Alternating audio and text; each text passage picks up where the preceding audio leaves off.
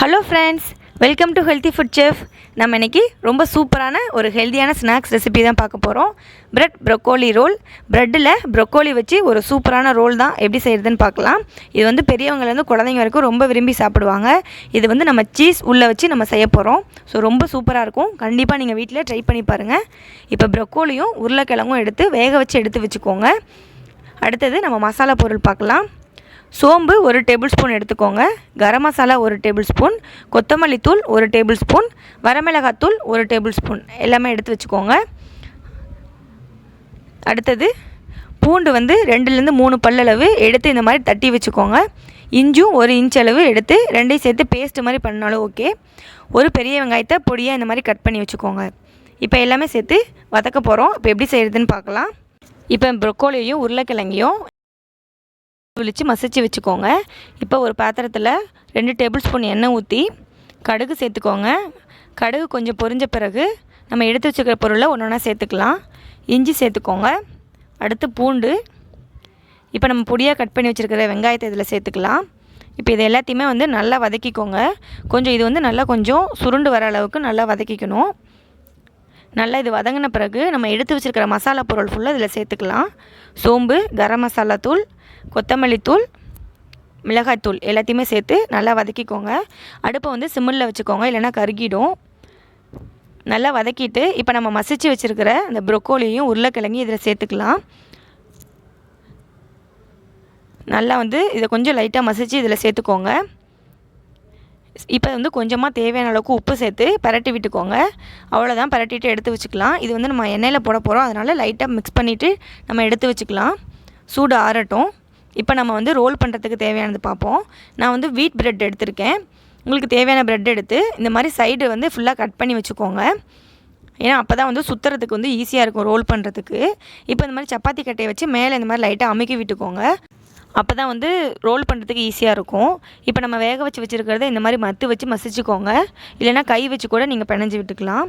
இப்போ அடுத்தது நம்ம சைடு கட் பண்ணி வச்சுருக்கிறத மிக்சியில் அடித்து நீங்கள் பவுட்ரு மாதிரி ரெடி பண்ணி வச்சுக்கோங்க. பிரெட் கிராம்ஸ் வந்து எடுத்து வச்சுக்கோங்க. அடுத்தது நான் வந்து சீஸ் எடுத்திருக்கேன். உங்கள்கிட்ட சீஸ் இருக்குன்னா இந்த மாதிரி நீங்கள் செஞ்சுக்கோங்க, இல்லைன்னா நீங்கள் நார்மலாகவே ரோல் பண்ணிக்கலாம். நான் வந்து குட்டி குட்டியாக கட் பண்ணி எடுத்து வச்சுருக்கேன். உள்ளே வந்து நம்ம அப்போ தான் வந்து வைக்க முடியும்.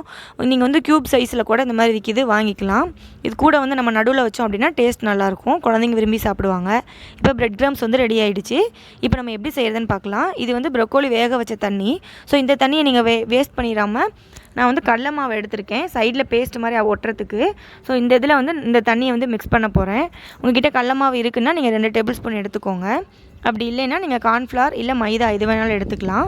இப்போ தண்ணி ஊற்றி கொஞ்சம் கெட்டியான பதத்துக்கு மிக்ஸ் பண்ணி வச்சுக்கோங்க. இப்போ நம்ம ரோல் செஞ்சுக்கலாம். ப்ரெட்டில் வந்து நம்ம ரெடி பண்ணி வச்சுருக்கிற அந்த மசியலை மேலே வச்சு அப்ளை பண்ணிக்கோங்க. ரொம்ப மொத்தமாக வச்சிடக்கூடாது, சுத்த முடியாது. லேசாக வந்து மேலே அப்ளை பண்ணிவிட்டு நடுவில் வந்து சீஸ் வச்சுக்கோங்க.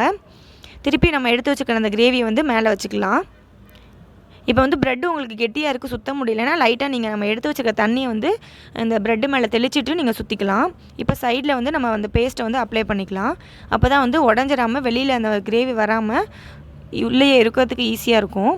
இப்போ வந்து சுற்றிக்கோங்க இந்த மாதிரி சுற்றிட்டு ஃபுல்லாக வந்து க்ளோஸ் பண்ணிக்கோங்க. உங்களுக்கு க்ளோஸ் பண்ண முடியலைன்னா நீங்கள் அந்த தண்ணியை வச்சு நீங்கள் மறுபடியும் இந்த மாதிரி பண்ணிக்கலாம். இப்போ பிரெட் கிராம்ஸில் வந்து நம்ம பரட்டி எடுத்துக்கலாம். அப்போ வந்து எங்கேயுமே ஹோல் இல்லாமல் அது எண்ணெயில் போட்டால் கூட வெளியில் வராமல் இருக்கும். உங்களுக்கு எங்கேயாவது அப்படி வந்து ப்ரெட்டு வந்து ஓட்டை இருக்குது அப்படின்னா கூட நீங்கள் இந்த மாதிரி பிரெட் கிராம்ஸ் வச்சு ஃபுல்லாக அப்ளை பண்ணிக்கோங்க.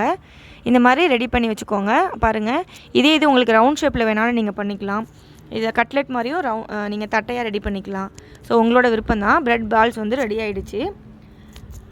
இப்போ வந்து நம்ம எண்ணெயில் பொரிச்சு எடுத்துக்கலாம். இந்த மாதிரி நீங்கள் ரெடி பண்ணி வச்சுட்டு அதுக்கப்புறம் எண்ணெய் பற்ற வைங்க. எண்ணெய் வந்து ரொம்ப ஹீட்டாக ஏறக்கூடாது, ஏன்னா மேலே இருக்கிறது மட்டும் நல்லா வெந்துடும். ஸோ லைட்டாக வந்து சூடேறின பிறகு இந்த மாதிரி நீங்கள் லைட்டாக போட்டு பாருங்கள். லைட்டாக சூடேறின பிறகு எடுத்து வச்சுக்கோங்க. உடனே பரட்டிட வேணாம், உடஞ்சிடும். லைட்டாக வந்து கொஞ்சம் கலர் சேஞ்ச் ஆகிற வரைக்கும் நீங்கள் மெதுவாக இது பண்ணிவிட்டு நல்லா கோல்டன் ப்ரௌன் ஆனோடனே நீங்கள் எடுத்துடலாம். ரொம்ப சூப்பராக இருக்கும். பெரியவங்களும் ரொம்ப விரும்பி சாப்பிடுவாங்க. பாருங்கள் எவ்வளோ சூப்பராக நல்லா முறுமுறுன்னு இருக்குது. உள்ளே வந்து உடச்சி பார்த்தோம் அப்படின்னா சீஸ் நல்லா மெல்ட் ஆகி இருக்கும். ரொம்ப டேஸ்ட்டாக இருக்கும். குழந்தைங்களும் விரும்பி சாப்பிடுவாங்க. இது ஹெல்த்தியானதும் கூட. நம்ம வீட்லேயும் இந்த மாதிரி டிஃப்ரெண்ட்டாக செஞ்சு சாப்பிட்லாம். கண்டிப்பாக நீங்கள் ட்ரை பண்ணுங்கள், உங்களுக்கு ரொம்ப பிடிக்கும். செஞ்சு பார்த்துட்டு எப்படி இருக்குன்னு சொல்லுங்கள். உங்களுக்கு பிடிச்சிருக்குன்னா என் சேனலை சப்ஸ்கிரைப் பண்ணுங்கள், லைக் பண்ணுங்கள், ஷேர் பண்ணுங்கள். தேங்க்யூ.